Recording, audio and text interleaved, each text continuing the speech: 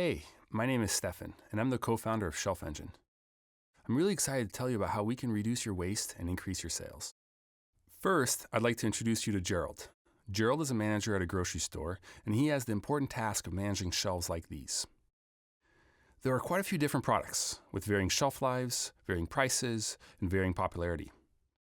Given that, Gerald has to manage these shelves and has to reorder product for each shelf. He is making thousands of micro decisions every week. This quickly leads to a lack of attention.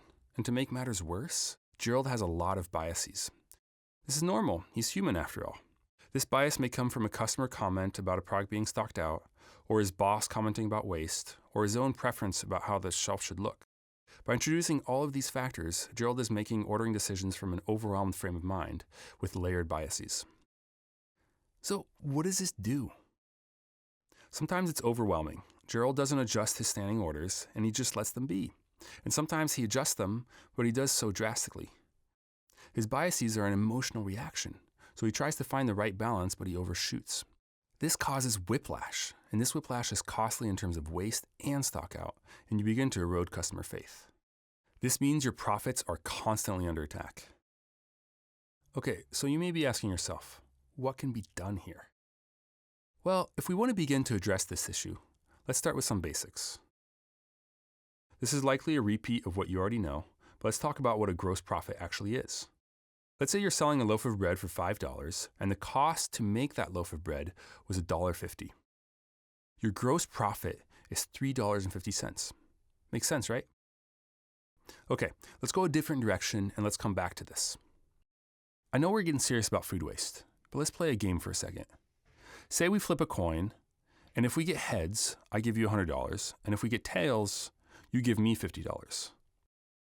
Now, you probably want to play this game all day long, but let's take a look at how much money you would actually make.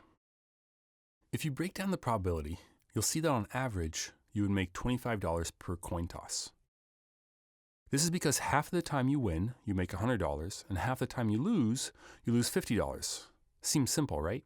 Now let's come back to this gross profit. When your loaf of bread sells, you won $3.50. And when it doesn't sell, you lost $1.50. So you may be asking yourself, how does this look if the chances of winning and losing aren't as simple as flipping a coin? Not everything is 50-50. So let's think about it this way. The more loaves of bread you stock, the less chance of selling that next loaf. So if you stock 10 loaves, the 10th loaf of bread has less of a chance of selling than the 9th loaf. So if we plot this out, you can keep selling bread until it flattens out.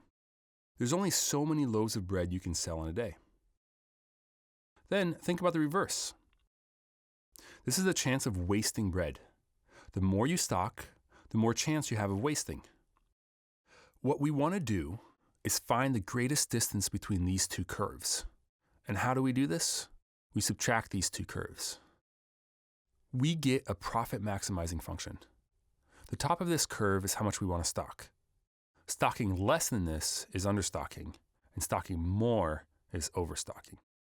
To put this into practice, we want to do this for all items, for every location, for every day. This is clearly very challenging for a human to do. But when you put machine learning to use, you can make a massive change to your bottom line. How does this work? We connect your data to our prediction engine, and then, as the two are synced, we deliver you the ideal order for all of your items every day. So the real question is, how much money are you leaving on the table?